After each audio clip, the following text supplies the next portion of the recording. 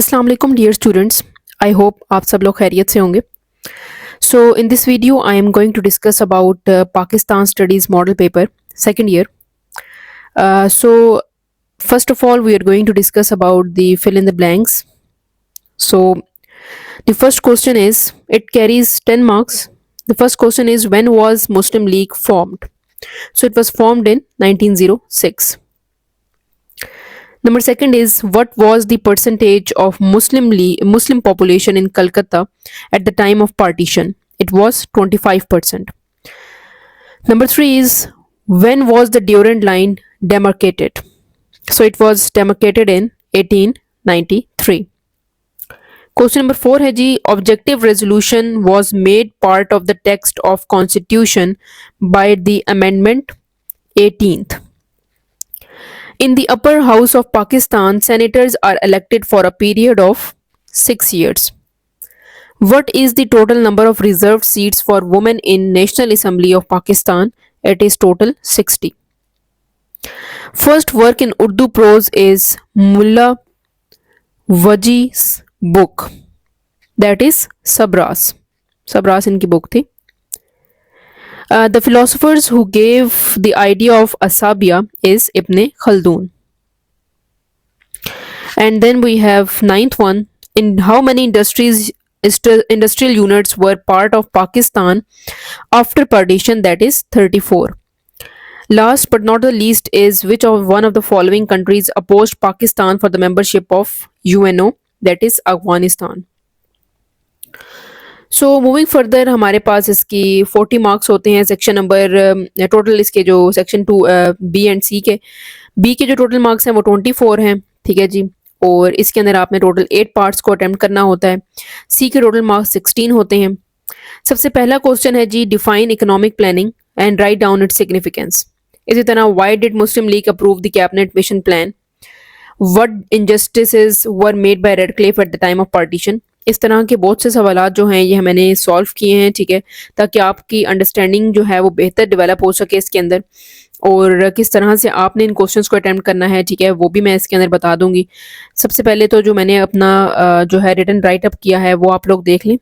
So first of all हम लोगों ने देखा है कि इकोनॉमिक प्लानिंग को डिफाइन करना है और इसकी सिग्निफिकेंस बतानी है. तो इकोनॉमिक प्लानिंग एक गवर्नमेंट की स्ट्रेटजी होती है. ठीक है, कि आपने अपने रिसोर्सेज को कैसे बहुत एफिशिएंटली आपने यूटिलाइज करना है. ठीक है, आपने उनको इस्तेमाल में लेकर आना है. ठीक है, अपनी माशी डेवलपमेंट के लिए. ठीक है, माशी तौर पर अगर आपने आगे बढ़ना है तो किस तरह से लेकर चलना है. इसकी सिग्निफिकेंस इंपॉर्टेंस क्या है जी, कि ये प्रॉपर यूज ऑफ रिसोर्सेज को देखता है.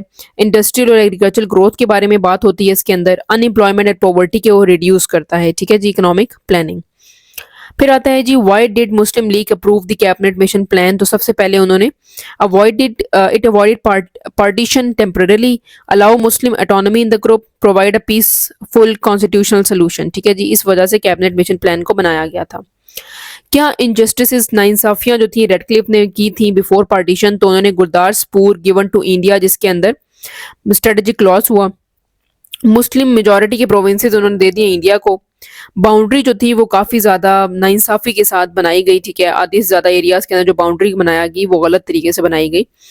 Number fourth question is, enlist 3 objective of terrorism. सबसे पहले तो इकोनॉमिक ग्रोथ होगी, कल्चरल एक्सचेंज होगा, डेवलपमेंट होगा, इंफ्रास्ट्रक्चर का. लोग आएंगे तो ऑब्वियस ही बात है आपको रेवेन्यू जनरेट होगा. Number fifth is, when and why was council of Islamic ideology form? तो सबसे पहले 1962 में ये बनी थी ताकि कंफर्म किया जा सके, जो फॉलो किया जा सके इस्लामिक टीचिंग्स को, गवर्नमेंट गाइड कर सके इकोनॉमिक टीचिंग्स के ऊपर और लोगों को उस तरफ लेकर आया जा सके. Number 6 question is, compare UNO human right charter with farewell sermon. So similarities इसके अंदर क्या हैं जी, कि इक्वालिटी है, इंसानों की राइट्स दिए जाते हैं, इंसाफ है, डिग्निटी है. डिफरेंसेस क्या हैं कि UNO is a man made, farewell sermon is divine guidance. ठीक है जी, जो खुतबा हजतुल विदा जो था वो डिवाइन गाइडेंस थी, अल्लाह ताला की तरफ से दी गई थी, जबकि यूएन चार्टर जो है वो इंसानों की तरफ से बनाया गया एक चार्टर है. Number 7th question is, 3 objectives obstacles in good governance. सबसे पहले तो हमारे पास करप्शन है, बदअनवानी है, पॉलिटिकल इंस्टेबिलिटी है कि अगर प्रॉपर पॉलिटिक्स काम नहीं कर रही, लैक ऑफ अकाउंटेबिलिटी, अगर कोई भी आपको चेक एंड बैलेंस नहीं कर रहा, कोई चेक नहीं कर रहा कि आप गलतियां कर रहे हो, तो ऑब्वियस ही बात है तब भी एक गवर्नमेंट के अंदर इंस्टेबिलिटी जो है और साथ ही साथ एक ऑब्स्टेकल जो है गवर्नेंस के अंदर वो ज़रूर आएगा। Next question is, what do you know about old city of Sawat, that is ancient Buddhist civilization center known for stupas and monasteries, ठीक है, important cultural heritage site, ठीक है। इस वर्ड से हम जानते हैं ओल्ड सिटी ऑफ सवात को। इसके बाद हमने बताना है कि इंपॉर्टेंस क्या है उर्दू लैंग्वेज की फॉर इंटरनेशनल इंटीग्रेशन, मतलब लोगों को, मतलब नेशन को इकट्ठा करने के लिए क्या इंपॉर्टेंस है। ये कॉमन लैंग्वेज है, ठीक है, सब लोग ज़्यादातर यही लैंग्वेज जो है वो बोलते हैं। ये यूनिटी को प्रमोट करता है, नेशनल आइडेंटिटी आपकी बढ़ाता है, ठीक है। Next question is significance of national integration. सबसे पहली सिग्निफिकेंस क्या है कि लोगों के दरमियान में यूनिटी होगी, पॉलिटिकल स्टेबिलिटी होगी, डेवलपमेंट जो है, इंफ्रास्ट्रक्चर जो होगा वो बेहतर होगा। Last question is three principle of Pakistan foreign policy. Pakistan की खारजा पॉलिसी के 3 बेसिक प्रिंसिपल क्या हैं कि हम पीसफुली को एग्जिस्ट करते हैं, हमने कहा है जी हम लोग सबके साथ मिलजुल कर रहते हैं, हम लोग मुस्लिम कंट्रीज को सपोर्ट करते हैं और हम लोग किसी और के अफेयर्स के अंदर इन्वॉल्व नहीं होते। कोई से 2 सवाल आपने सेक्शन सी में सॉल्व करने हैं। Both questions carries 16 marks. सबसे पहले मैंने जो क्वेश्चन लिया है वो एनालाइज खिलाफत मूवमेंट्स एंड इट्स इम्पैक्ट। तो सबसे पहले आपने बताना है कि इंट्रोडक्शन, इसकी आउटलाइन की फॉर्म में मैंने इसको सॉल्व किया है ताकि आपको इजीली अंडरस्टैंड हो जाए कि आपने स्टार्ट लेना है आफ्टर वर्ल्ड वॉर 1। ये स्टार्ट हुई थी। एम क्या था कि ओटोमन कैलिफेट या ओटोमन एम्पायर को प्रोटेक्ट किया जा सके। वजह क्या थी, डिफीट हुई थी टर्की की, थ्रेट टू खिलाफत, ब्रिटिश पॉलिसीज अगेंस्ट मुस्लिम, जिसकी वजह से खिलाफत मूवमेंट स्टार्ट हुई थी। मेजर इवेंट्स इसके अंदर जो थे वो थे leaders, Ali brothers, Gandhi, non cooperation movement start होगी, बाइकआउट ऑफ ब्रिटिश गुड्स, ठीक है।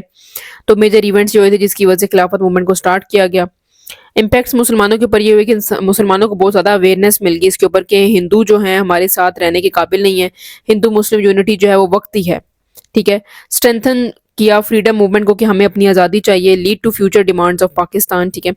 कंक्लूड आप करेंगे कि though it failed it awakens Muslim politically. Even Khilafat movement जो थी वो फेल हो गई थी, लेकिन उन्होंने मुसलमानों को एक इनसाइट दे दी थी कि हम लोग अंग्रेज़ों के साथ या हिंदुओं के साथ नहीं रह सकते। एक और क्वेश्चन जो लॉन्ग अटेम्प्ट किया है मैंने वो है geo strategic importance of Pakistan. Introduction आपने लेना है कि पाकिस्तान जो है वो साउथ एशियन रीजन के अंदर लोकेटेड है। इसके की फीचर्स क्या हैं, किस किस के साथ बॉर्डर्स जो हैं उसके मिल रही हैं, चाइना के साथ, India, Afghanistan, Iran, near middle east और सेंट्रल एशियाज और एक्सेस है अरेबियन सी की तरफ भी। स्ट्रेटेजिक इंपॉर्टेंस, ट्रेड रूट्स हैं, मिलिट्री सिग्निफिकेंस है, लिंक बिटवीन रीजन है, साथ ही साथ इकोनॉमिक इंपॉर्टेंस भी है कि हम लोग ट्रेड हब है हमारा, एनर्जी का कॉरिडोर है, जिस तरह सी पैक हमने देखा है अब बन गया है। कंक्लूड इसको किस तरह से करेंगे कि पाकिस्तान जो है वो वाइटल एक सिग्निफिकेंट पोजीशन ले रहा है अपने रीजन के अंदर, ठीक है, क्योंकि ट्रेड की वजह से भी, एनर्जी के प्रोजेक्ट्स की वजह से भी, इंफ्रास्ट्रक्चर की वजह से भी, ठीक है, और पाकिस्तान के पास बहुत नेचुरल रिसोर्सेज भी हैं जिसकी वजह से भी काफ़ी सारे कंट्रीज जो है पाकिस्तान के साथ ट्रेड करना पसंद करती हैं। तो ये पाकिस्तान की जियो स्ट्रेटेजिक इंपॉर्टेंस थी। अगर आपको इस लेक्चर के कुछ भी समझ ना आया हो, ठीक है, तो आप मुझसे कमेंट सेक्शन में पूछ सकते हैं। Please like, subscribe and share my channel. Keep supporting. Thank you so much for watching.